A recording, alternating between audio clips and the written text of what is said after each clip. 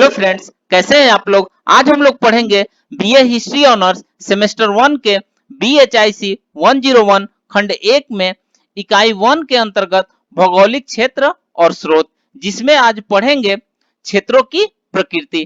तो video start करने से पहले जो भी फ्रेंड्स हमारे चैनल पे नए आए हैं, कृपया चैनल को सब्सक्राइब कर ले और बेल आइकन को प्रेस कर दे, ताकि जो भी लेटेस्ट वीडियो हमारे चैनल पे आए वो सबसे पहले आपको मिल सके। तो ज्यादा टाइम को न किल करते हुए आइए चलते हैं अपने टॉपिक पर, क्षेत्रों की प्रकृति।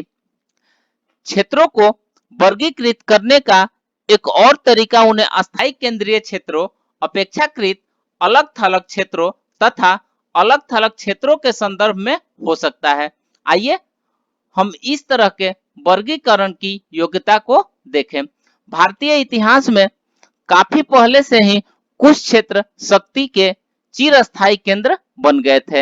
इन क्षेत्रों में निरंतर शक्तिशाली राज्य बने रहे। इसके विपरीत कुछ क्षेत्र इतने शक्तिशाली नहीं थे। अस्थायी केंद्रीय क्षेत्र गंगा, गोदावरी, महानदी, कृष्णा तथा कावेरी जैसी मुख्य नदी घाटियों का क्षेत्र रहा है और इन क्षेत्रों में मानवीय बस्तियां अधिकतर संख्या में पाई जाती रही हैं।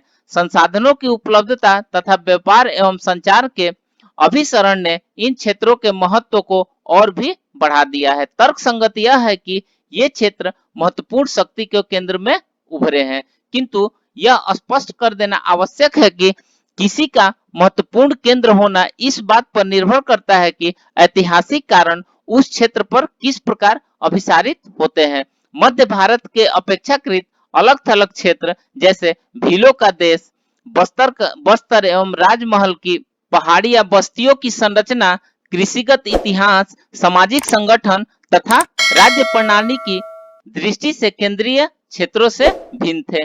चूंकि क्षेत्र का विकास ऐतिहासिक रूप से हुआ, अतः इन तीन प्रकार के क्षेत्रों में अंतर सदैव एक जैसा नहीं था। एक बिंदु पर एक श्रेणी का दूसरी श्रेणी में प्रवर्तित होना संभव था। क्या भूगोल और पर्यावरण को किसी प्रमुख कारण के रूप में लिया जा सकता है? सभी प्राकृतिक क्षेत्र केवल संभावनाओं का क्षेत्र है और इन संभावनाओं को उनके तकनीकी स्तर पर मानव हस्तक्षेप के माध्यम से साकार किया जाता है। अतः इतिहास को भौगोलिक नियतवाद के अर्थ में नहीं देखा जा सकता।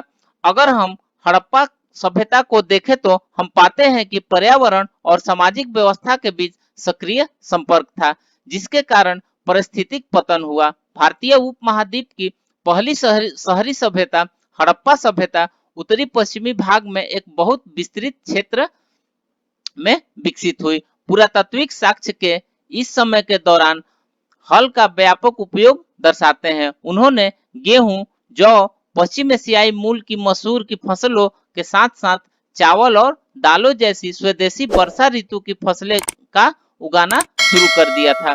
इस प्रकार उत्पादित कृषि अधिशेष ने कई शहरों के उदय को संभव बनाया।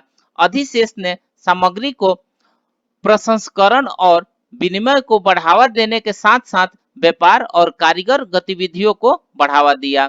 छोटे पैमाने पर वस्तु विनिमय के बनिस्पत लंबी दूरी के आदान प्रदान के अभिलेखों के रख रखाव को जरूरी बनाया गया और सिंधु घाटी की सभ्यता भारतीय इतिहास में साक्षरता का पहला सबूत बन गई।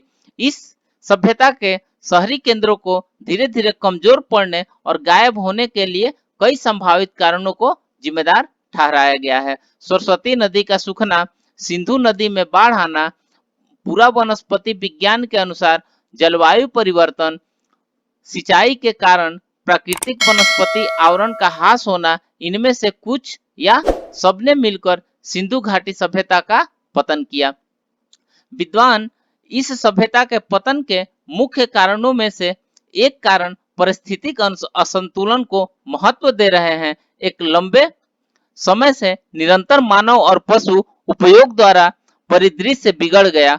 निर्वाह आधार के घटने से सभ्यता पूरी तरह अर्थव्यवस्था पर दबाव पड़ने लगा। यह शहरी योजना और लोगों के जीवन स्तर में क्रमिक गिरावट से परिलक्षित होता है। धीरे धीरे हड़प्पावासी प्रमुख क्षेत्रों से बेहतर निर्वाह की संभावनाओं वाले क्षेत्र में चले गए। तो फ्रेंड्स, इस प्रकार से हमने क्षेत्रों के प्रकृति के बारे में पढ़ा। तो तब तक से हमारे चैनल पे बने रहिए, फिर मिलते हैं एक नेक्स्ट नए वीडियो के साथ में। तब तक के लिए धन्यवाद।